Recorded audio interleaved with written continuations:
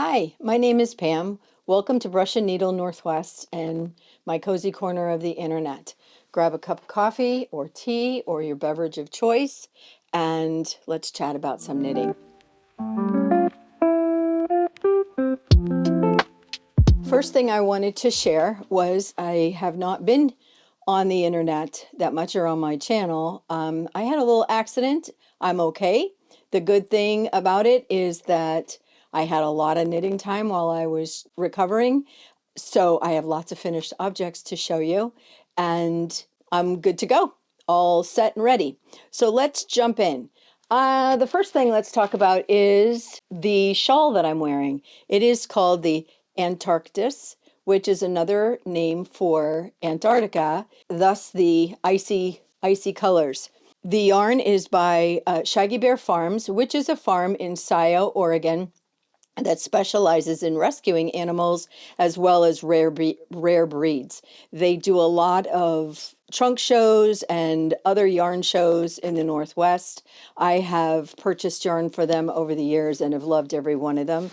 The pattern for this shawl is called Antarktis, and it's by Janina Kallio, and I hope I'm pronouncing her last name properly. Finished objects. My first finished object this month are these socks. This is Hermiones Everyday Socks. It's a free pattern on Ravelry. One of my favorites. It has a very memorizable pattern and just enough texture and interest to keep you going. The yarn is Hypnotic yarn sock plush in How Time Flies. I knit them as usual magic loop on number 1 2.25 millimeter red lace Chiao needles. My next finished object is another pair of socks. This pair of socks has been what I call a lingering whip. I started these socks years ago as a trial for using 9-inch circulars. I thought they made so much sense, and they absolutely do, and I know a lot of knitters who really love them. Unfortunately for me, they hurt my hands, so I did not continue. So I put the socks down, and that's where they stayed in the bag that they came in. So I picked them up over the last month and finished them off. This is just my vanilla sock recipe that I use all the time. And the yarn is Patton's Croy sock in gray brown marl. Again, magic loop. I finished them off in using the magic loop technique. Number 1 2.25 millimeter red lace Chiao needles. My third finished object is another pair of socks. These socks are called the Saber socks. The pattern is by Kim from 3 by the Sea Designs. The yarn is also from 3 by the Sea Designs in Saber's Glow. It was a Star Wars inspired color and Star Wars inspired, a Saber inspired pattern on this. I absolutely loved it. Again, easily memorizable, and just gave that little bit of interest in a pair of socks to keep it going. One of the things I learned on these socks was the recipient of these socks is actually my son. And the first pair of socks I knit for him were way, way too big. And basically what I had done is just used his shoe size. And in a lot of cases, that's a great place to start, especially if you're knitting for somebody and you don't actually have their foot measurements.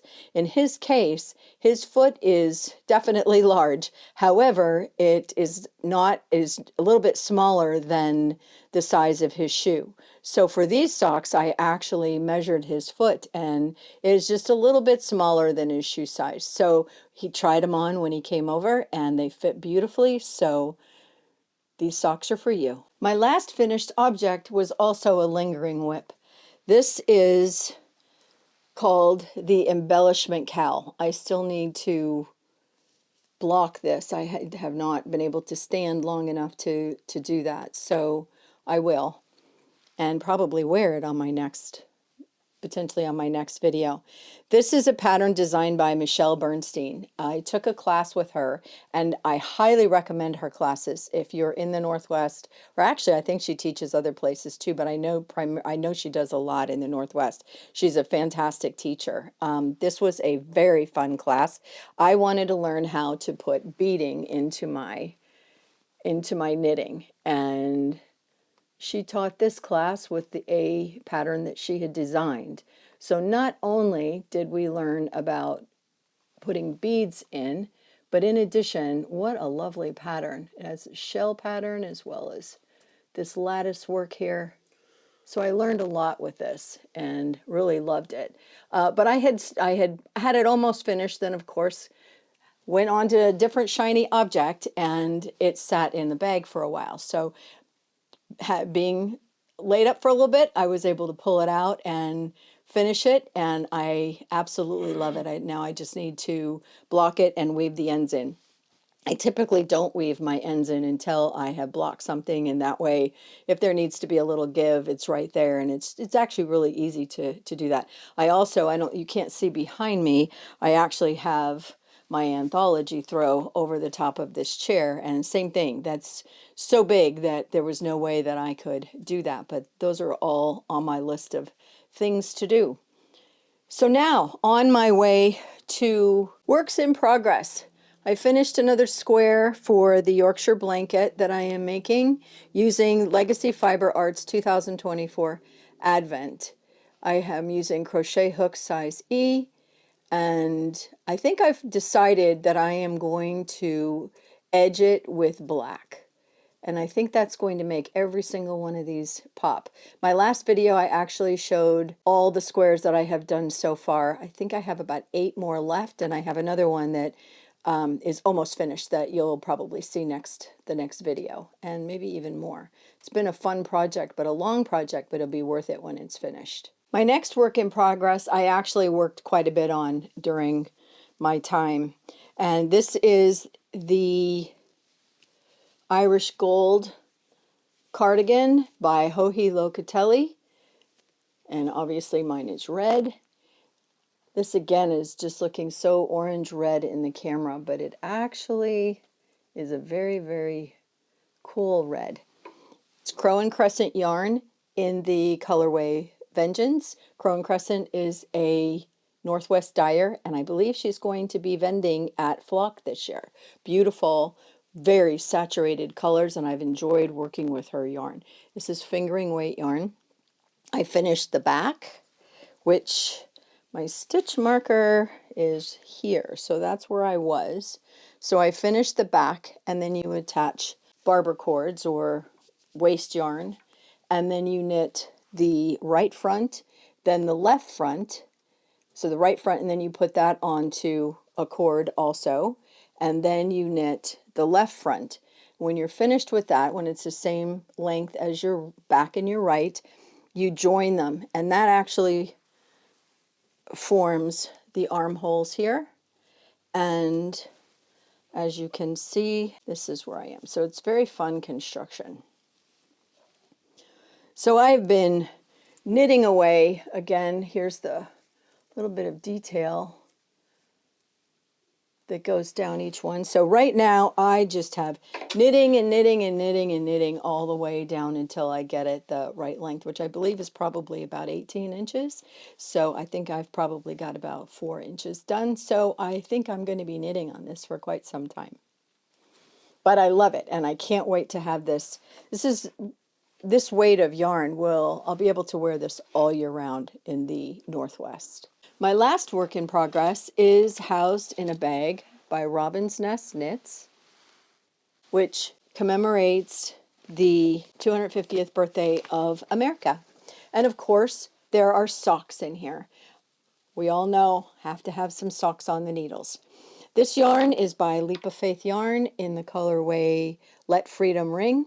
It came with a gold mini, which I have put a pop of color at the cuff and the heel, and this one is ready for the toe, which I also will make gold. The My little stitch marker there, he's cute, is by the Littlest Charm Company, Littlest Charm Co.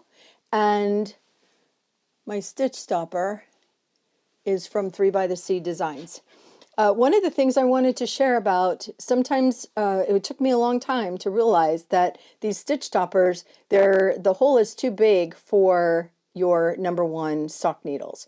However, you put both of them in one like this, and that works to keep your stitches on. I am using a new to me pattern. It's called Oh Hello Sock, and it is by Deb Buckingham from Knit On Designs. I'm absolutely loving it. We all know how much I love the squish factor, and it's, again, a memorizable pattern that gives just enough interest and texture to keep you going. As I mentioned, this one's ready for the toe, so I will be doing that this evening and casting on sock number 2. Painting. I have not done much painting since I have had my little accident, and so therefore hopefully I'll have a little bit more to show you in my next video. However, I do have this tin replica of a coal bucket, an antique coal bucket, and it is black. It has a little bit of texture on it, and so therefore I was able to use a dry brush technique. I'm going to put this up here and hopefully you'll be able to see what the dry brush does. Just makes beautiful streaks over the top, over the layers. This was a floral design that I did based on, it was kind of the inspiration was Rosemary West and some of the designs that she's done over the years, and absolutely love it. My next big project is going to be separate of these videos, and it's going to be called Design Your Own Cable Sweater. I am going to design a sweater for my youngest son. He has chosen this yarn. This is Swish, Knit Pick Swish in the color Serene. And in that video, I am going to walk you through how to go about designing a sweater for somebody.